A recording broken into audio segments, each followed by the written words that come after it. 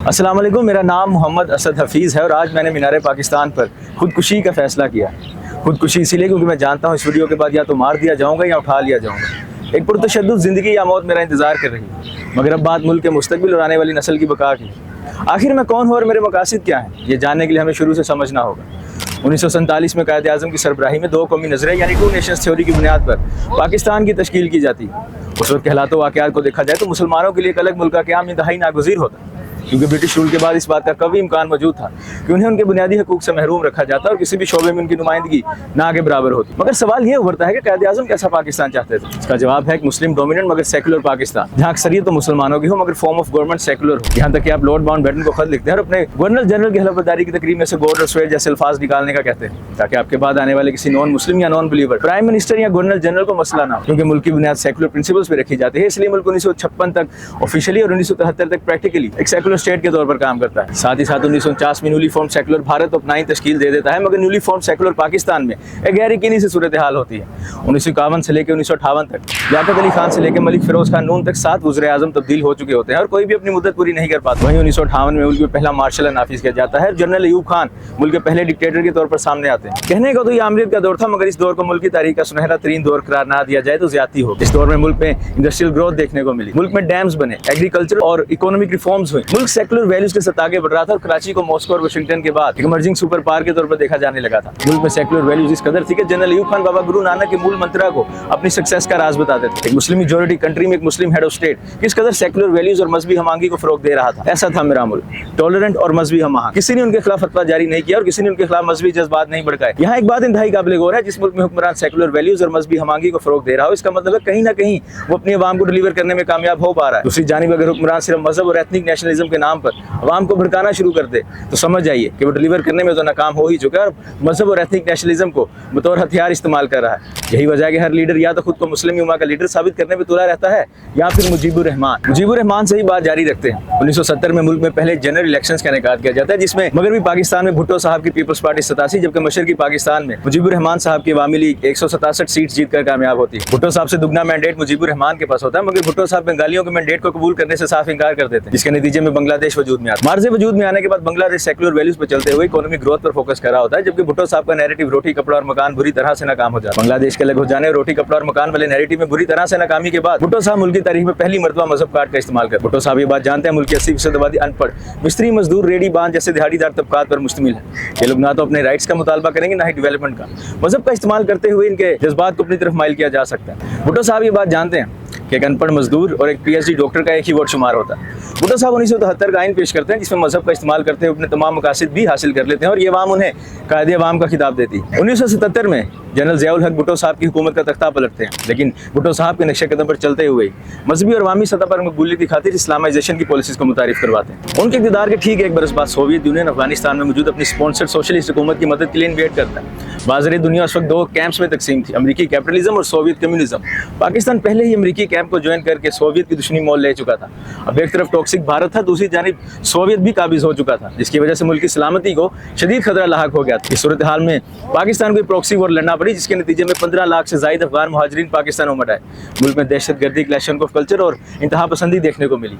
80 की दहाई में जहाँ भारत में बेंगलुरु जैसी IT सिटी का क्याम किया जा रहा था, पाकिस्तान में बैरूनी फंडिंग से मुजाहिदीन की फैक्ट्रियाँ लगाई जा रही थी। पाकिस्तान जो अपनी रोशन ख्याली और टॉलरेंस की वजह से जाना जाता था, अब एक इंतहा पसंद माशरे के तौर पर पहचाने जाने लगा। पाकिस्तान जो एशिया की फास्टेस्ट ग्रोइंग इकोनॉमी थी, अब बदतरीन जवाल का शिकार। फिर आखिर अमेरिका तो अपनी जंग जीत गया, मगर इस जंग की कीमत पाकिस्तान और पाकिस्तानियों को चुकाना पड़नी थी। 1988 में मुल्क में जमहूरियत की वापसी होती है और बेनज़ीर भुट्टो साहिबा मुल्क की पहली खातून वज़ीर आज़म मुंतखब होती है। इसके 2 साल बाद ही 9 सियासी जमातों के इत्तेहाद IGI की शक्ल में वजूद में आता है, जिसका स्लोगन होता है 9 सितारे भाई भाई बेनज़ीर की शामत आई। जी हाँ, एक मुंतखब खातून वज़ीर आज़म की हुकूमत को गिराने के लिए इस स्लोगन का इस्तेमाल किया गया। इस इत्तेहाद के पोस्टर बॉय बनकर सामने आते हैं जनरल ज़िया के सियासी जानशीन नवाज शरीफ साहब, जो 1990 में मुल्क के वज़ीर आज़म बनते हैं। कहने को तो मुल्क में जमहूरियत परवान चढ़ रही होती है, मगर मुल्क अब 2 खानदानों की बादशाहत का शिकार हो जाता है। अगले 9 साल तक ये दोनों खानदान ना सिर्फ एक दूसरे की हुकूमत को ज्यादा करप्ट करार दे के गिराने के आलाकार बनते हैं, बल्कि पाकिस्तानी सियासत में नेपोटिज्म को भी मुतारिफ करवाते हैं। बेनज़ीर साहिबा की तरफ से एंट्री होती है मिस्टर 10% आसिफ ज़रदारी साहब की, जबकि नवाज शरीफ साहब अपने छोटे भाई self proclaimed Robin Hood of Punjab Shehbaz Sharif साहब को मुतारिफ करवाते हैं।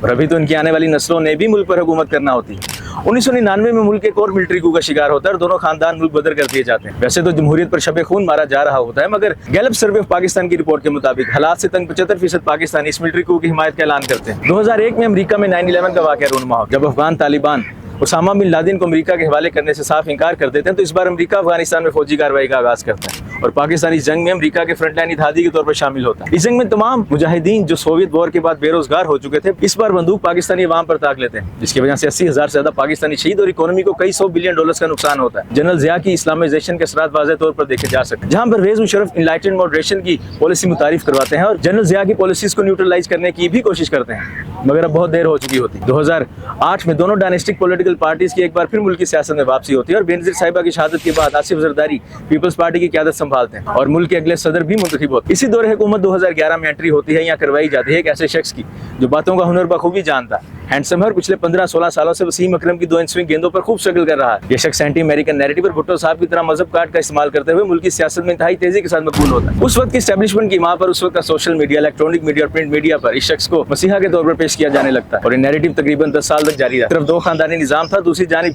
खान साहब भी मुल्क की तबाही में हिस्सा डालने के लिए शामिल हो चुके थे। ये हर वक्त किसी न किसी धरने और इंतशार की तलाश में रहने लगते हैं। इनके एक जानिब पीर साहब और दूसरी जानिब पीरनी साहिबा होती हैं। जब भारत चंद्रयान के जरिए चांद पर अपना मिशन भेज रहा होता है, बनी गाला में मिर्चें जलाई जा रही होती हैं, मुल्क में तोहम परस्तों का राज होता है। 2022 में जब खानदानी सियासत के लंबरदारों ने शख्स की हुकूमत गिराई, तो उसका एक ही मुतालबा था, इसे हुकूमत वापस दिलवाई जाए। गुज़श्ता 78 सालों से जहां हर जमहूरी शख्स एस्टेब्लिशमेंट की सियासत में किरदार को तनकीद का निशाना बनाता रहा है, यहाँ अललान उन्हें इंटरवीन करने का कहा जाता है और जब इनकी बात पर अमल दरामद नहीं होता तो मुल्क के पढ़े लिखे नौजवानों से इंकलाब के नाम पर इंतशार करवाया जाता है और बाद में उन्हें अपना कारकुन मानने से भी इनकार कर दिया जाता है। आज मुल्क मौशी तौर पर तबाह हो चुका है। $1 बिलियन के लिए IMF के आगे भीख मांगना पड़ रही है। नौजवान जो इस मुल्क का असासा और मुस्तकबिल है, डंकी लगाते हुए डूब कर मर रहे हैं। इस मुल्क की तबाही में ये सभी बराबर के शरीक।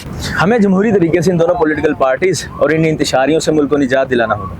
इससे पहले कि एक 10वीं पास क्रिकेटर या जीरो इंटेलेक्ट छापा मार सहाफ़ी हम पर मुसल्लत कर दिया जाए, मुल्क की एजुकेटेड कम्युनिटी को एक होना होगा। हमें पाकिस्तान को कायदे आज़म की फलाही रियासत बनाना होगा, एक सेकुलर पाकिस्तान बनाना होगा। आखिर सेकुलर ही क्यों? क्या सेकुलरिज्म इस्लाम के मुतरादिफ है? इसका जवाब है हरगिज़ नहीं। अगर ऐसा होता तो मुसलमानों की आबादी का सबसे बड़ा मुल्क इंडोनेशिया एक सेकुलर मुल्क ना होता, साथ में दीगर ममालिक जिनमें इजिप्ट, तुर्की, मलेशिया, तमाम सेंट्रल एशियन ममालिक, यहाँ तक कि बांग्लादेश भी सेकुलर कॉन्स्टिट्यूशनल स्टेट्स ना हो। सेकुलरिज्म सिर्फ एक सियासी तर्ज हुकूमत है। इसको समझने के लिए हमें कायदे आज़म की स्टेटमेंट को समझना होगा। Whatever your personal beliefs are, state has nothing to do with it. रियासत का आपके मजहब से कोई सरोकार नहीं। रियासत का काम सिर्फ अपने शहरियों के हकूक का तहफ़्फ़ुज़ और इंसाफ पसंद माशरे की फराहमी को यकीनी बनाना होता है। पाकिस्तान में सेकुलरिज्म को कुफर से इसलिए जोड़ा जाता है ताकि मजहबी जमातें पावर में आ सके और हुक्मरान मजहब की परफॉर्मेंस की बजाय मजहब का इस्तेमाल करते हुए अवाम को अपनी तरफ राग़िब कर सके। हमें हर हाल मुल्क के मुस्तक़बिल की खातिर सेकुलर विजन अपनाना होगा और इस विजन के तहत पाकिस्तान को दुनिया के टूरिज्म हब बनाना होगा। दुनिया की इकोनॉमी मुस्तक़बिल में उसके टूरिज्म सेक्टर पर डिपेंडेंट होगी। यही वजह है कि तेल के सबसे ज्यादा ज़खायर रखने वाला मुल्क सऊदी अरेबियन न्योम और रेड सी जैसे $multi billion प्रोजेक्ट्स पर काम कर रहा है। मोहम्मद बिन सलमान जैसे विजनरी लीडर का हदफ है कि 2034 तक $300 बिलियन का टारगेट सिर्फ टूरिज्म सेक्टर से पूरा किया जाए, जो कि मुस्तक़बिल में सऊदी मईशत की रीढ़ की हड्डी साबित होगा। भारत $500 बिलियन टूरिज्म सेक्टर से अपनी इकोनॉमी में कंट्रीब्यूट कर रहा है। भारत अपने टूरिज्म इनिशिएटिव 2037 के मुताबिक $3 ट्रिलियन कमा रहा होगा, जिसमें 63 मिलियन जॉब्स क्रिएट होंगी, जिसका फायदा आम भारतीयों को होगा। पाकिस्तान दुनिया का खूबसूरत तरीन मुल्क होने के बावजूद इकोनॉमिक सेक्टर से सिर्फ $1 बिलियन ही अटेन कर पा रहा है, जिसकी बुनियादी वजह मुल्क पर लगा इंतहा पसंदी का टैग है। हमें इनक्रेडिबल इंडिया और मलेशिया ट्रूली एशिया की तर्ज पर पैनारोमिक पाकिस्तान जैसी टूरिज्म कैंपेन का आगाज करना होगा और इंटरनेशनल कम्युनिटी तक इसको इंडोर्स करना होगा। वो तमाम रकम जो तमाम वज़ीर आला अपने अपने इश्तहारात पर सर्व कर रहे हैं, अगर इस टूरिज्म कैंपेन के लिए मुख्तस कर दी जाए तो ऐन मुमकिन है आने वाले 10 सालों में हम 100 से $150 बिलियन टूरिज्म सेक्टर से जनरेट कर रहे हों। इसी सेकुलर विजन के चलते हमें बेंगलुरु की तर्ज पर फैसलाबाद या हैदराबाद जैसे किसी बड़े शहर को आर्टिफिशियल इंटेलिजेंस और IT का हब बनाना होगा। एक IT सिटी का क्याम पाकिस्तान को इंटरनेशनल टेक्नोलॉजी में एक अहम मुकाम दिलवा सकता है। जब बैनुल-अक़वामी कंपनियां मुल्क में मौजूद एक जदीद टेक सिटी से वाकिफ होंगी तो मुल्क में अरबों डॉलर्स की सरमायाकारी का दरवाजा खुलेगा। साथ में नवीडिया, माइक्रोसॉफ्ट, अमेजोन, एप्पल जैसी कंपनीज की मुल्क में राह हमवार होगी। ये शहर रिसर्च एंड डेवलपमेंट और इनोवेशंस का आगाज करेगा। ये शहर मुल्क के IT और सॉफ्टवेयर ग्रेजुएट्स के लिए हजारों लाखों रोजगार के मौके पैदा करेगा, जिससे ब्रेन ड्रेन के बढ़ते हुए रुझान में भी वाज़ेह कमी देखने को मिलेगी। भारत अपनी IT एक्सपोर्ट्स की मद में सालाना $223 बिलियन कमा रहा है, इसलिए हमारे लिए भी एक IT सिटी का क्याम इंतहाई नागुज़ीर है और हमें फौर इस IT सिटी के क्याम के लिए कोशा होना पड़ेगा। इसी के साथ वर्ल्ड बैंक की रिपोर्ट के मुताबिक सिर्फ 22% पाकिस्तानी खवातीन रोजगार से मुंसलिक, जो कि साउथ एशिया की एवरेज में इंतहाई कम है। अगर इस नंबर में सिर्फ 10% इजाफा कर दिया जाए तो मुल्क की GDP को 1% तक बढ़ाया जा सकता है। एक ऐसा मुल्क जिसकी 50% आबादी खवातीन पर मुश्तमिल हो, कभी खवातीन की कंट्रीब्यूशन के बगैर तरक्की नहीं कर सकता। इसलिए हमें अपनी खवातीन को एम्पावर करना होगा ताकि वो मुल्क की तरक्की और इकोनॉमी में अपना अहम किरदार अदा कर सकें। दीगर मुल्की मिसाइल की तरह कौमी यकजहती का फुकदान भी मुल्क की तरक्की की राह में बहुत बड़ी रुकावट। हमारी एयरफोर्स से थप्पड़ खाने के बाद दुश्मन अफगानिस्तान में मौजूद शरपसंदों से तकरीबकारी तो करवाएगा ही, मगर इससे भी ज्यादा खतरनाक बात यह होगी कि मुल्क में मौजूद अलहदगी पसंद तहरीकों को मजीद हवा देकर मुल्क की सलामती और स्टेबिलिटी को खराब करने की भरपूर कोशिश करेगा। हमें किसी सूरत इन नॉन स्टेट एक्टर्स का कलाकार नहीं बनना। हमें Baloch nationalism, Punjabi nationalism, Sindhi Pakhtun nationalism की बजाय पाकिस्तानी नेशनलिस्ट बनना होगा। हमें बलोच सरदारों की बजाय पढ़े लिखे बलोचों में इक़्तिदार मुंतकिल करना होगा और इनके तहफ़्फ़ुज़ात दूर करने होंगे ताकि कोई भी इन्हें अपनी तरफ बरगला ना सके। इसी के साथ साथ तमाम मुल्क में जागीरदारों, वडेरों और शाफिया के बजाय हाईली क्वालिफाइड मिडिल क्लास को पार्लियामेंट तक नुमाइंदगी दिलाना हो, क्योंकि मिडिल क्लास तबका ही असल मुल्की मसाइल से आगाह होता है। जब तक मिडिल क्लास की पार्लियामेंट तक रसाई मुमकिन नहीं होगी, मुल्क एक मखसूस तबके का गुलाम रहेगा जिसे ना तो मुल्की मसाइल से आगही है ना ही वाबस्तगी। हमें PSM के झंडे और विजन तले एक होना होगा ताकि आला तलीम याफ्ता पाकिस्तानियों तक ट्रांसफर पार किया जा सके और नेपोटिज्म से छुटकारा हासिल किया जा सके। अगर आपको भी मरियम नवाज के बाद जुनैद सफदर और बिलावल भुट्टो के बाद इनकी आने वाली नस्लों की गुलामी नहीं करनी तो उस मूवमेंट का साथ देना होगा। याद रखिए, अल्लाह ने ना सिर्फ हमें बेहतरीन स्ट्रेटेजिक लोकेशन से नवाजा है बल्कि दुनिया का मोस्ट कॉन्फिडेंट यूथ भी हमारे पास ही है। हमारे मुल्क की 65% आबादी नौजवानों पर मुश्तमिल है।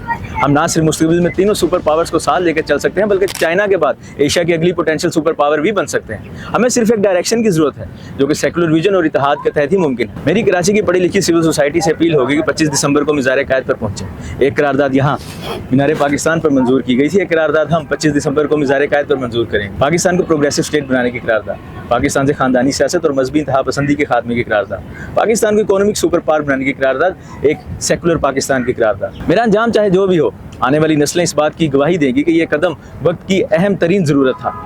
अगर ज़िंदगी ने वफा की और जुनूनियत से महफूज रहा तो 25 दिसंबर को कराची में मुलाकात होगी। उससे पहले एक ही नारा, अपनी धरती अपना राज, इंकलाब जिंदाबाद।